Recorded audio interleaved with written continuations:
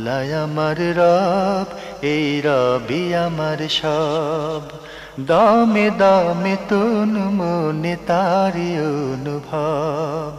তোমার দুনিয়াতে আমি যেদিকে তাকাই, অথই নিয়ামতে ডুবে আছি সবাই। পাক পাখালির গানে শুনে তসবিহ কলো রব, তসবিহ কলো রব। আল্লাহ আমার রব, এই রবি আমার। আসসালামু আলাইকুম, আলহামদুলিল্লাহ, আসসালাতু ওয়াসসালামু আলা রাসূলিল্লাহ। প্রিয় দর্শক, আপনারা যারা দেশে আছেন প্রবাসে, সবাইকে জানাই অনেক অনেক প্রীতি ও শুভেচ্ছা।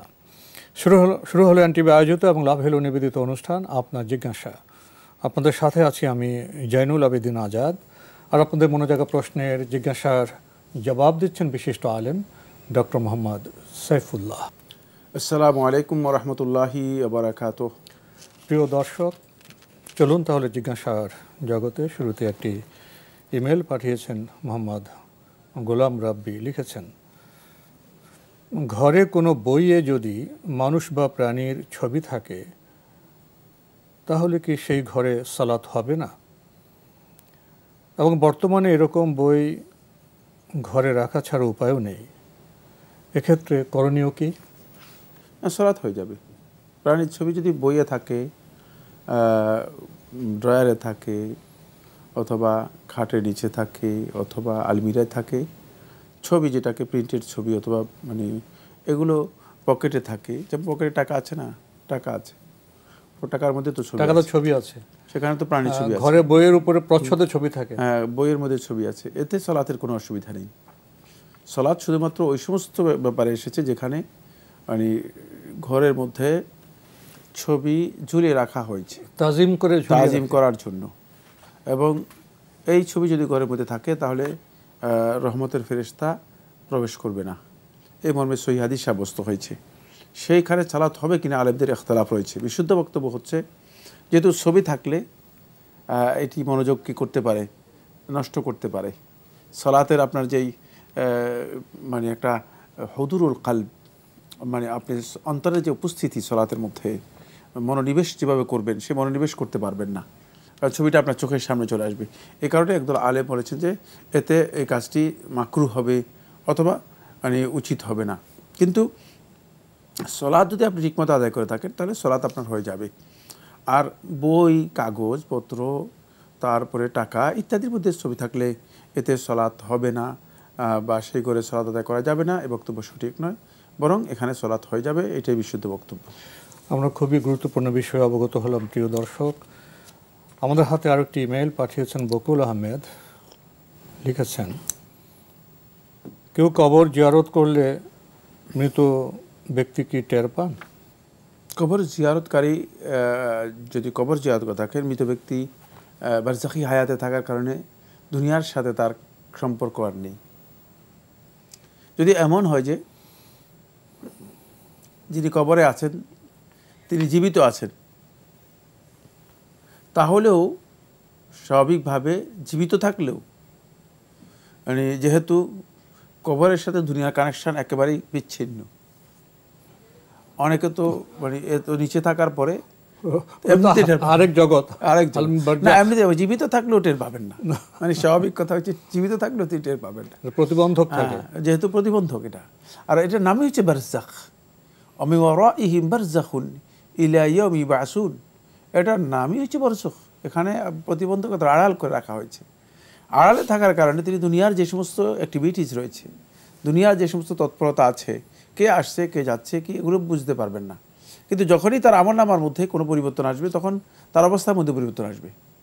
হতে পারে যে সন্তান সন্ততি, প্রিয়জন, আত্মীয় স্বজনের দোয়া, প্রচেষ্টা, দান এবং সদকা জারিয়া ইত্যাদির মাধ্যমে তার গ্রেড তিনি বুঝতে পারবেন যে তার গ্রেডের মধ্যে পরিবর্তন হচ্ছে, আল্লাহ সুবহানাহু ওয়া তাআলা তাকে সম্মান দিচ্ছেন, এটা তিনি হয়তো বুঝতে পারবেন। কিন্তু এটা বুঝতে পারবে না যে কে এসে তার জন্য দোয়া করতেছে, কে তাকে সালাম দিচ্ছে, বা কে যাচ্ছে, কে কবরের সামনে দিয়ে যাচ্ছে, কে আসতেছে, এগুলো কবর থেকে আসলে কবরবাসী বুঝতে পারবেন না। ইল্লা তবে যদি কারো ব্যাপারে আল্লাহ সুবহানাহু ওয়া তাআলা ইচ্ছা পোষণ করেন, আল্লাহ তাআলা চান, তাহলে সেই ব্যক্তি কী করতে পারেন, সে ব্যক্তি আল্লাহ তাআলা ইচ্ছা করলে সে ব্যক্তি বুঝতে পারবেন। আরও লিখেছেন, মৃত ব্যক্তির জন্য তার ওয়ারিশগণ কি আমল করলে তিনি শান্তি পাবেন? সেখানে তো অনেক লম্বা বক্তব্য রয়েছে। মৃত ব্যক্তির জন্য যারা ওয়ারিশ রয়েছেন, আত্মীয় স্বজন রয়েছেন, সন্তান সন্ততি রয়েছেন, তাদের অনেক আমল রয়েছে। তার মধ্যে সবচেয়ে শ্রেষ্ঠ আমল, সবচেয়ে উত্তম আমল হচ্ছে মৃত ব্যক্তির জন্য দোয়া করা। মৃত ব্যক্তির জন্য দোয়া কবুলের সময়গুলোতে অত্যন্ত গুরুত্বপূর্ণ। দোয়া কবুলের যে সময় আছে সেগুলোতে দোয়া করবেন। সব সময় দোয়ার মধ্যে মৃত ব্যক্তির নাম আল্লাহ তাআলার কাছে উচ্চারণ করবেন এবং তার জন্য দোয়া করবেন। এটা অত্যন্ত গুরুত্বপূর্ণ একটি বিষয়। দোয়া আমরা অনেকে মনে করে থাকি যে খুবই তুচ্ছ বিষয়, খুবই সাধারণ বিষয়। ওই যে দোয়ার কথা বলেন কেন, অন্য কিছু বলতে পারেন না? দোয়াটা হচ্ছে সর্বপ্রথম বিষয়, দোয়াটা হচ্ছে সবচেয়ে শক্তিশালী বিষয়। দোয়া হচ্ছে বান্দার সাথে, বান্দার রবের সাথে সম্পর্কের নাম। সুতরাং এটি সামান্য বিষয় নয়, এটা অত্যন্ত গুরুত্বপূর্ণ একটি বিষয়। তাই দোয়া করবেন বেশি বেশি করে। আর এছাড়া 2 নম্বর যেটা করতে পারেন, সদকা করতে পারেন তার জন্য মানুষদেরকে দান খয়রাত করতে পারেন, অর্থ সম্পদ দিতে পারেন, ফকির মিসকিনদের মধ্যে বিতরণ করতে পারেন, ফকির মিসকিনদেরকে খাওয়াতে পারেন, খাওয়ার ব্যবস্থা করে দিতে পারেন। যে সমস্ত কাজগুলো সদকায়ে জারিয়া হয় সেই কাজগুলো করে দিতে পারেন। একটা দ্বীনি প্রতিষ্ঠান করে দিতে পারেন, একটা মসজিদ করে দিতে পারেন। তারপরে একটা পুকুর, যে এলাকায় পানির অভাব আছে সেখানে একটা পুকুর তৈরি করে দিতে পারেন, অথবা নলকূপ করতে পারেন। নলকূপ যেগুলো আছে, টিউবওয়েল যেগুলো আছে সেগুলো করে দিতে পারেন যাতে পানি পান করতে পারে। কোরআনে কারীম লোকদের মধ্যে বিতরণ করতে পারেন। তারপরে কোনো এলাকায় যদি কোনো বড় ধরনের এমন অভাব যেটা অন্য কোথাও পাওয়া যায় না, সেক্ষেত্রে সে এলাকার সে অভাবটা স্থায়ীভাবে যাতে মেটানো যায় এ ধরনের একটা ব্যবস্থা করে দিতে পারেন। রাসূলুল্লাহ সাল্লাল্লাহু আলাইহি ওয়াসাল্লামকে সহিহ সুনান তিরমিজির হাদিসের মধ্যে এসেছে, প্রশ্ন করা হয়েছে যে মৃত ব্যক্তির জন্য সবচেয়ে উত্তম সদকা কোনটি, আবদালু আস-সাদাকা কোনটি রাসূল সাল্লাল্লাহু আলাইহি ওয়াসাল্লামকে জিজ্ঞেস করা হয়েছে। তখন রাসূলুল্লাহ সাল্লাল্লাহু আলাইহি ওয়াসাল্লাম বলেছেন যে সুকিয়াল মা, পানির ব্যবস্থা করা। কারণ মানুষের জন্য সুপেয় খাবারের পানি যে ব্যবস্থা, এটা অত্যন্ত গুরুত্বপূর্ণ একটি বিষয়। অনেক জনপদ আছে যে জনপদে পানি আছে, আশেপাশে পানি আছে, কিন্তু মানে পানযোগ্য যেগুলো সুপেয় পানি নেই। এই জন্য লবণাক্ত পানি, আর্সেনিক যুক্ত পানি, এই যে পানির ব্যবস্থা করা, এটা অত্যন্ত গুরুত্বপূর্ণ একটি কাজ। এবং এই কাজটি আল্লাহ তাআলা মর্যাদার কাজ হিসেবে কোরআনে কারীমের মধ্যে উল্লেখ করেছেন। তাই যদি কেউ মৃত ব্যক্তির পক্ষ থেকে করতে চান তাহলে তিনি এই ধরনের কাজ করবেন এবং চেষ্টা করবেন মৃত ব্যক্তির পক্ষ থেকে এই কাজগুলো করার জন্য। আরও আছে তার পক্ষ থেকে হজ এবং উমরার ব্যবস্থা করা, এটাও আছে। তার পক্ষ থেকে কোনো ব্যক্তিকে ইয়াতিমদের কাফালা করা, যেমন ইয়াতিমের পরিচর্যার জন্য, ইয়াতিমকে লালন পালনের জন্য ব্যবস্থা করা, ইত্যাদি ইত্যাদি। জি প্রিয় দর্শক, মৃত ব্যক্তির শান্তির জন্য কী কী করা যায় সে সম্পর্কে আমরা একটা বিস্তারিত বর্ণনা পেলাম। আশা করি আমরা উপকৃত হব। আরও একটি ইমেল পাঠিয়েছেন মোস্তাক আহমেদ নরসিংদী থেকে, লিখেছেন, আমাদের বাড়িতে একটা কোরআন শরীফ আছে যাতে কোরআনের শুরুতে যেমন সূরা ফাতিহা শুরুর আগে অনেকগুলো পৃষ্ঠা আছে যেগুলোতে অনেক তাবিজ, কবজ, নকশা আছে, যেগুলো বিভিন্ন ফজিলত বর্ণনা করা আছে। যেমন অমুক তাবিজ বা নকশা চীনামাটির প্লেটে লিখে জাফরানের পানি পান করলে মনের আশা পূর্ণ হবে। এরকম নানা রকম কথা উল্লেখ আছে, নানা রকম ফজিলত বর্ণনা করা আছে যা কোরআন হাদিস দ্বারা প্রমাণিত নয়। এরকম পৃষ্ঠাগুলো যদি ছিঁড়ে ফেলা দেওয়া হয় তাহলে কি তা ঠিক হবে? ধন্যবাদ আপনাকে, আপনি গুরুত্বপূর্ণ একটি প্রশ্ন করেছেন। সেটা হচ্ছে আপনাদের বাসায় একটি কোরআন শরীফ রয়েছে, কোরআন শরীফের আগে অনেক তাবিজ আছে। তাবিজেরও একটা বিবরণ আপনি উল্লেখ করেছেন যেটা আমি রিপিট করতে চাই না। মোদ্দা কথা হচ্ছে এই ধরনের কোনো কিছু যদি কোরআনে কারীমের মধ্যে থাকে, সে কোরআনে কারীম ক্রয় করাও জায়েজ নেই, বিক্রি করাও জায়েজ নেই, হারাম। তাহলে প্রথম যে বিষয়টি দৃষ্টি আকর্ষণ করলাম সেটা হচ্ছে কোনো কোরআনের মধ্যে, কোনো মুসহাফের মধ্যে যদি মুসহাফের অতিরিক্ত, মানে তাফসিরের বিষয় হলে ভিন্ন কথা, কিন্তু শুধু মুসহাফ যেটি, সে মুসহাফের মধ্যে মুসহাফের অতিরিক্ত যদি মানে মন গড়া কতগুলো কথা আগে যদি কতগুলো তাবিজ যদি থাকে, যেমন এটা হলো মুসহাফ, তাবিজ নকশা, এই দেখেন শুরু হয়েছে সূরা ফাতিহা দিয়ে, আর কিছুই নেই। কারণ হলো এটা হলো মুসহাফের পদ্ধতি, প্রশ্নই আসে না। এর মধ্যে যদি নকশা, তাবিজ ইত্যাদি থাকে তাহলে সেটা বিক্রি করাও হারাম, ক্রয় করাও হারাম। যারা লিখেছেন তারাও হারাম লিখেছেন, আল্লাহ এবং তার রাসূলের নামে তারা মিথ্যাচার করেছেন, কবিরা গুনাহ করেছেন। কারণ এই কোরআনের মাঝে কোনো জিনিস যুক্ত করা, নিজের পক্ষ থেকে কোনো জিনিস যুক্ত করা সম্পূর্ণরূপে নিষিদ্ধ, হারাম। তাহলে কোরআনে কারীমের মর্যাদার উপরে আঘাত, হুরমতের উপর বড় ধরনের আঘাত আসবে, এবং আঘাত এই কারণেই মূলত আঘাত এসেছে। কারণ অনেকে মনে করছে মনে হয় এটা কোরআনেরই একটা অংশ, যেহেতু কোরআনের মধ্যে যুক্ত করা হয়েছে। সেকেন্ড যে বিষয়টি বলবো সেটা হচ্ছে এটি আপনি কোরআনে কারীম থেকে সম্পূর্ণ আলাদা করে ছিঁড়ে এগুলো পুড়ে ফেলবেন, এগুলোর কোনো মর্যাদা নেই। আর এই যে তাবিজ যেগুলো উল্লেখ করা হয়েছে এগুলো সবটাই শিরকি কাজ। আমাদের হাতে একটি ইমেল পাঠিয়েছেন জামিল উদ্দিন, লিখেছেন গোসলের পর সালাত আদায় করা যাবে নাকি আবার ওযু করতে হবে? ধন্যবাদ আপনাকে। আপনি প্রশ্ন করেছেন গোসলের পরে সালাত আদায় করা যাবে নাকি উযু করতে হবে। কিন্তু গোসল আপনি সেটাকে ডিফাইন করেন নাই বা সেটাকে ডেসক্রিপশান দেন নাই।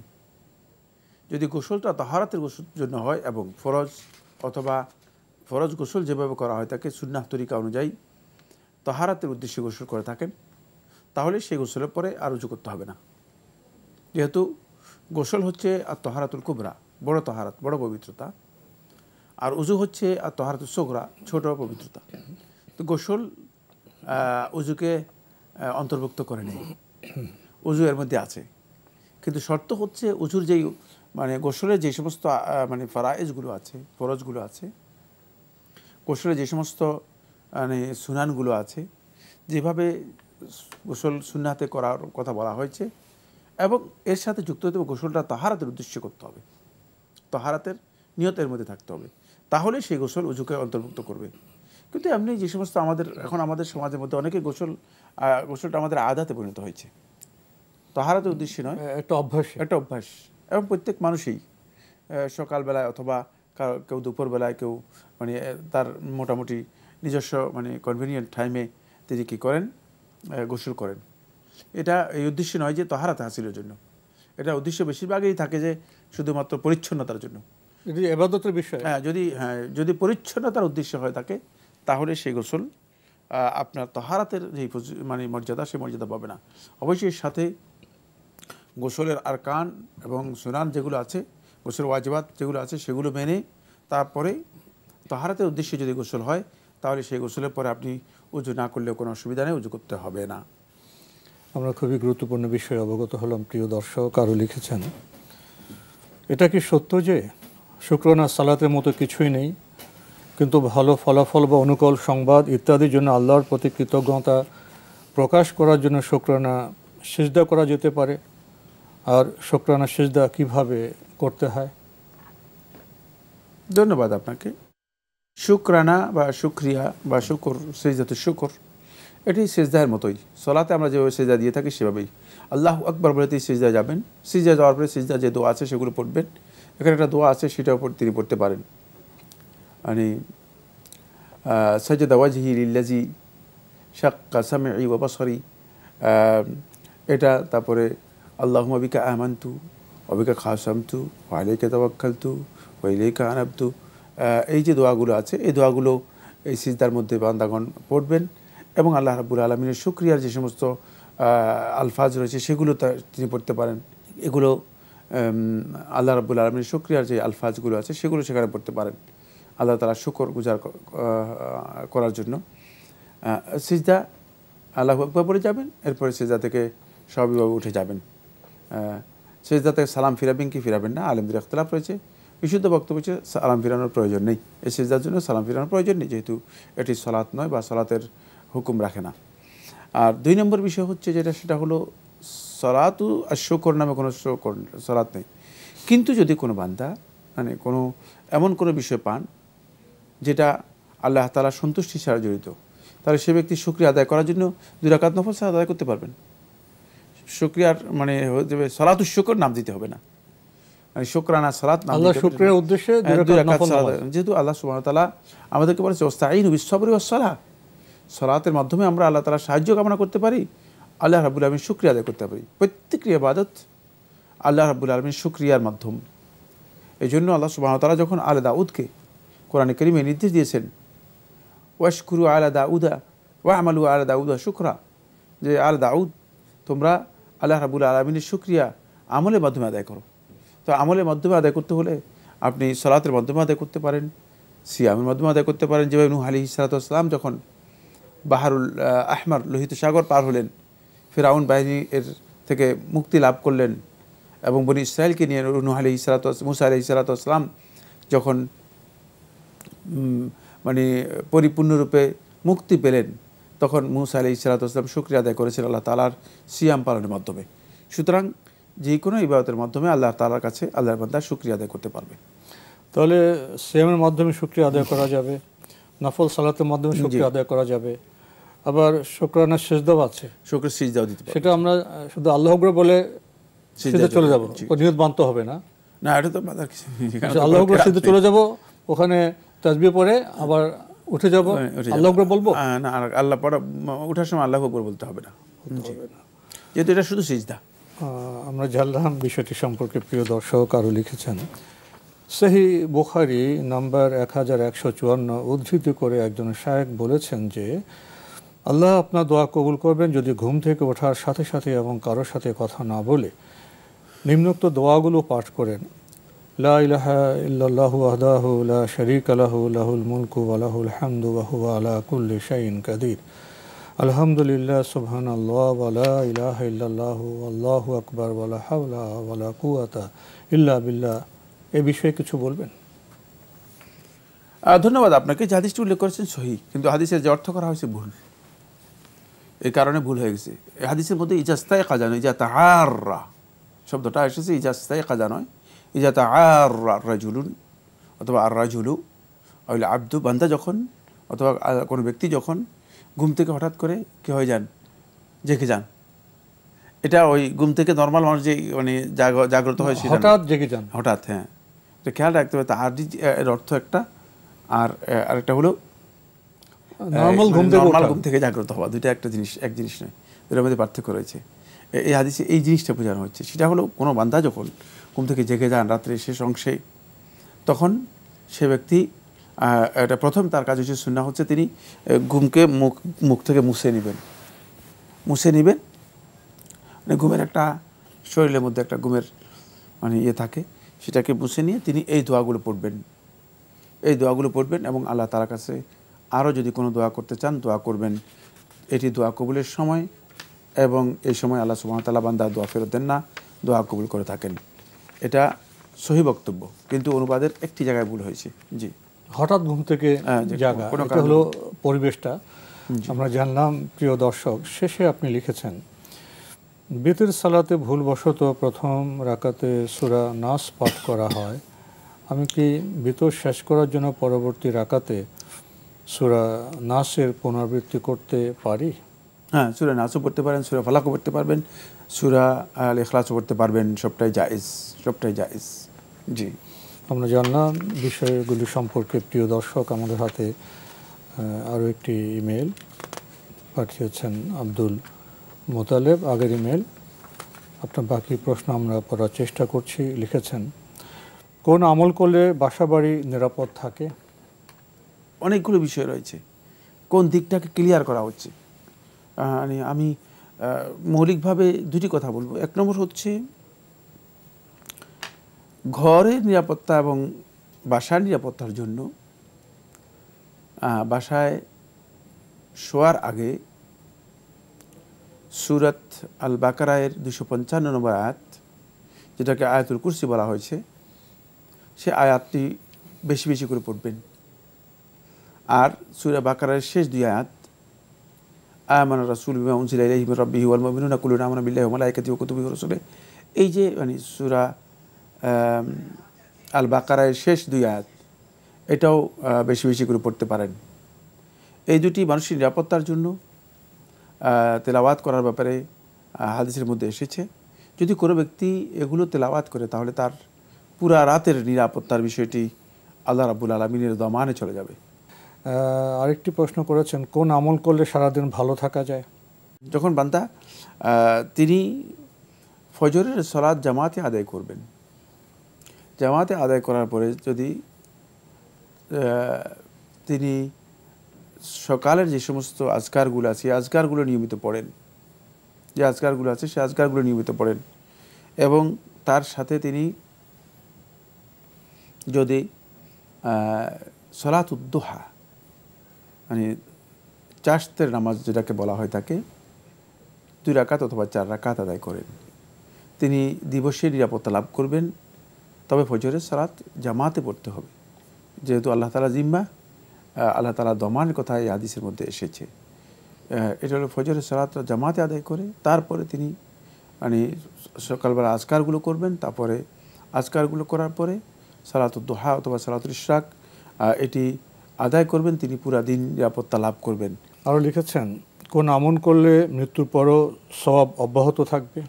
মৃত্যুর পরে সওয়াব অব্যাহত থাকে সেগুলো সদকা জারিয়া, তারপরে ইলমুন নাফে, যদি কাউকে উপকারী জ্ঞান দেন, তারপরে অনেকগুলো 60টি আমলের কথা রাসূলুল্লাহ সাল্লাল্লাহু আলাইহি ওয়াসাল্লাম হাদিসের মধ্যে উল্লেখ করেছেন।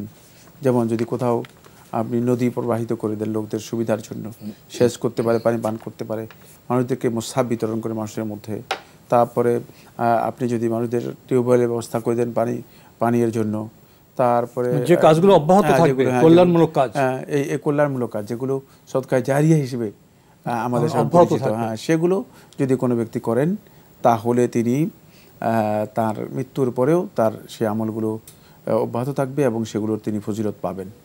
জি, তো আজকে আমাদের এখানে শেষ করতে হচ্ছে। আপনাকে অনেক ধন্যবাদ। আপনাকে অনেক ধন্যবাদ।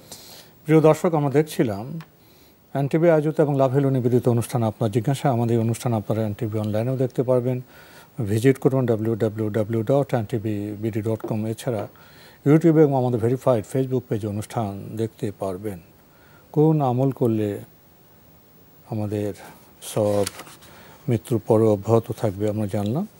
কল্যাণমূলক যে কাজ মানুষের উপকারে আসবে অব্যাহতভাবে, সেসব কাজ করলে আমরা মৃত্যুর পরও সব পেতে থাকবো। সেটা ভালো জ্ঞান হতে পারে, সেটা সন্তানের দোয়া হতে পারে, সেটা জনম কল্যাণমূলক কাজ হতে পারে। একটু চিন্তা করলে বোঝা যায় এর মধ্যে মানুষকে কোন কাজ করার জন্য অনুপ্রাণিত করা হয়েছে। এসব কাজ দ্বারা পরিবার, সমাজ সবাই উপকৃত হবে। ইসলামের যে ইবাদত, তার যে বহমানতা, তার যে কল্যাণপ্রদ যে ফলগু ধারা, সেটা আসলেই উপলব্ধি করার মতো বিষয়। চিঠি লিখুন, প্রশ্ন পাঠান আমাদের ঠিকানায়। পরিচালক আপনার জিজ্ঞাসা, এনটিভি, বিএসসিসি ভবন, 7ম তলা, 102 কাজী নজরুল ইসলাম এভিনিউ, কারওয়ান বাজার, ঢাকা 1215। ইমেল অ্যাড্রেস আপনার জিজ্ঞাসা @ntvbd.com। মহান আল্লাহ আমাদের সবাইকে নিরাপদে রাখুন শান্তিতে। আসসালামু আলাইকুম।